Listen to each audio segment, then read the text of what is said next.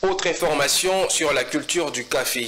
Madame Vanousia Nogueira, directrice exécutive de l'Organisation internationale du café, est en visite en Côte d'Ivoire depuis le 5 mai et ce jusqu'au 9 mai. Cette visite s'inscrit dans le cadre de sa participation à l'atelier du Crop Trust sur la mise en œuvre de la stratégie mondiale de conservation des ressources génétiques du café. À cet effet, les médias ont été conviés à un atelier avec la directrice pour des échanges sur les questions relatives de la culture du café. Sandrine Kwame.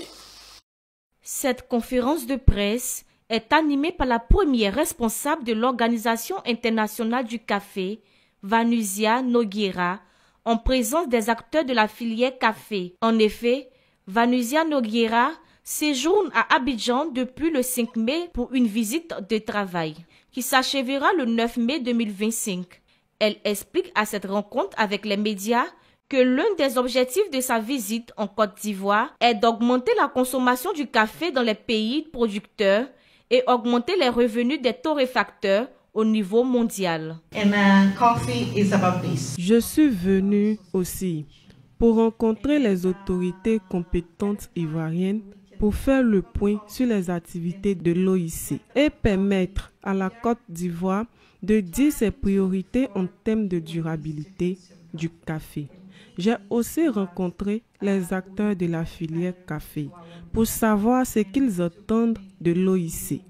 Présent également à cette rencontre, le représentant permanent de la Côte d'Ivoire auprès des organisations internationales des produits de base, l'ambassadeur Ali Touré, a relevé qu'une grande stratégie de réhabilitation du café est en train d'être mise en place. Depuis le 5 de ce mois, elle était là pour deux activités. Une activité relative à la mise en œuvre de la stratégie mondiale sur le matériel génétique. Ça a été fait en collaboration avec le Centre national de recherche agronomique, le CNRA. Et puis une autre activité qui est relative à une formation éducative sur le café de spécialité.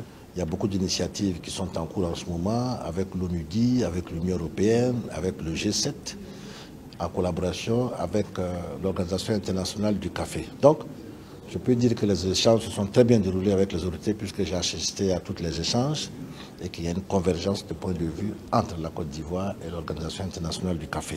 Pour rappel, l'Organisation internationale du café a pour mission de renforcer le secteur mondial du café et de promouvoir son expansion durable dans un environnement basé sur le marché au profit de tous les acteurs de la chaîne de valeur mondiale du café.